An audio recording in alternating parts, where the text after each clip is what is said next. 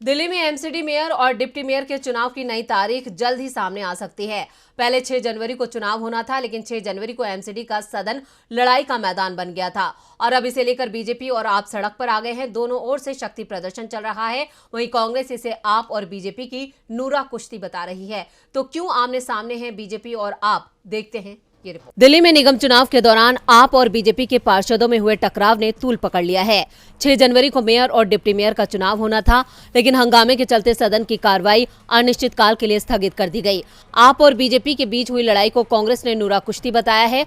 कांग्रेस की दिल्ली इकाई के अध्यक्ष अनिल चौधरी ने कहा कि दिल्ली में कचरे का पहाड़ साफ करने के वादा करके निगम चुनाव जीतने वाली पार्टी आप खुद कचरा निकली है। निगम के सदन में जो कुछ हुआ उसके लिए केजरीवाल और बीजेपी नेताओं को माफी मांगनी चाहिए।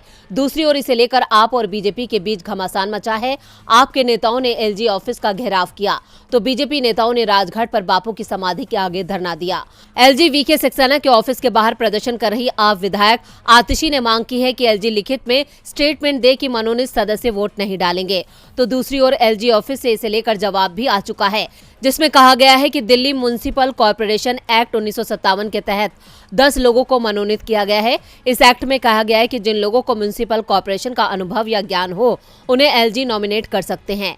इसके लिए एलजी को किसी की सिफारिश की जरूरत नहीं है। नॉमिनेट सदस्य मेयर या डिप्टी मेयर के चुनाव में वोट नहीं डाल सकते। साफ है कि आप नेता जो मांग कर रहे हैं उसकी जरूरत ही नहीं है। तो दूसरी ओर बीजेपी ने सदन में हुई घटना के लिए आपको जिम्मेदार बताया है और दावा किया है कि आप पार्षदों पर कानूनी कार्रवाई होनी चाहिए। बीजेपी ने इसे लेकर एलजी से भी शिकायत की है। बीजेपी की शिकायत पर संकेत मिल रहे हैं कि हंगामा कर रहे आपके 2 दर्जन से ज्यादा पार्षदों को निगम की 2 से 3 बैठकों में शामिल होने से रोका जा सकता है। अगर ऐसा हुआ तो आपके पार्षद मेयर चुनाव की वोटिंग में हिस्सा नहीं ले पाएंगे।